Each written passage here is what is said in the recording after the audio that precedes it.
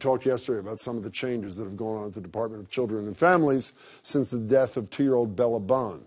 But another major factor in her death was the opioid epidemic. In part 2 of her look at the legacy of the girl once known as Baby Doe, Stephanie Lydon digs into the debate over how to best protect the kids of addicts. Even as he made the case to convict Michael McCarthy of murder, the prosecutor acknowledged another culprit in the death of 2-year-old Bella Bond: heroin addiction. If there weren't heroin in this case, there wouldn't be a case. As the opioid epidemic continues to ravage lives, Bond's tragic fate raises a question. Is it ever okay to leave children in the care of a parent struggling with addiction? I have 6 months sober now. Nicole Smith of Webster is a mother and a heroin addict. I did relapse for about 2 months. And it was around that time, last January, that Smith's 4-year-old son was found wandering outside her apartment.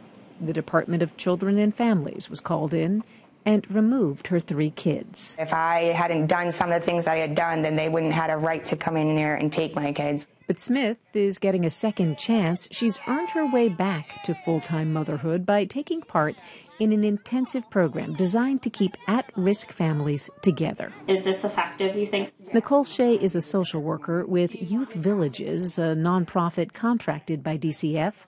She's here 3 times a week to help Smith develop strategies for managing her children and her addiction. What about your groups?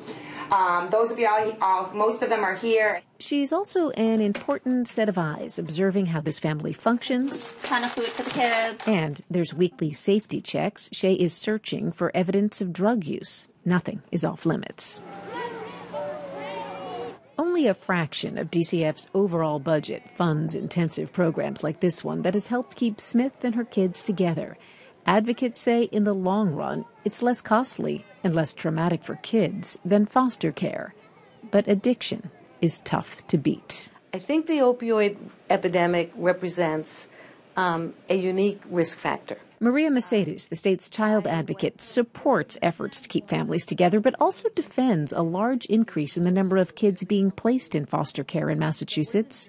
She points to research that suggests even after treatment, it can take more than a year for an addict's brain to return to a so-called normal state. So that your reaction to your child's looking at you is not the kind of reaction of someone not recovering from substance abuse. Before we discharge, do another one. After 5 months, Shea says Smith has done everything right and no longer needs intensive services.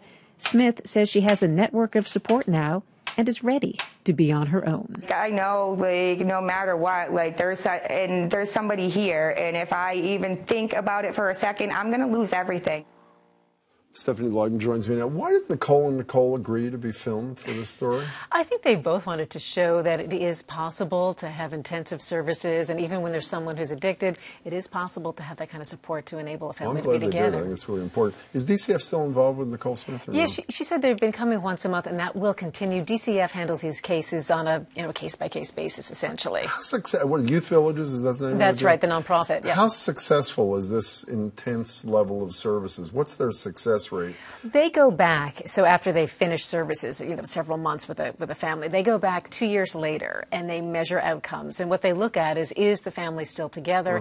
And in 75% of cases, Really? the family is together, according to their data. And if a parent has an addiction issue, is that the only thing they deal with, or are there other problems at home? In this case, they get called in. They're contracted by DCF when there's a situation where DCF believes the family can be reunited, where the kids can come back, but the family needs this kind of intense services. So there can be all kinds of issues going on. Beyond just drug issues. Absolutely. So for whatever reason, abuse, neglect, whatever it might be, mental health, poverty, they come in and help set up that sort of support. But in half the time, is real. I'm sorry, half the time? Half the time, drugs are involved. There's an addiction issue. I think the success rate is really heartening. Thanks so much. Both parts of this were terrific. Thanks so much. Thank you, Jim.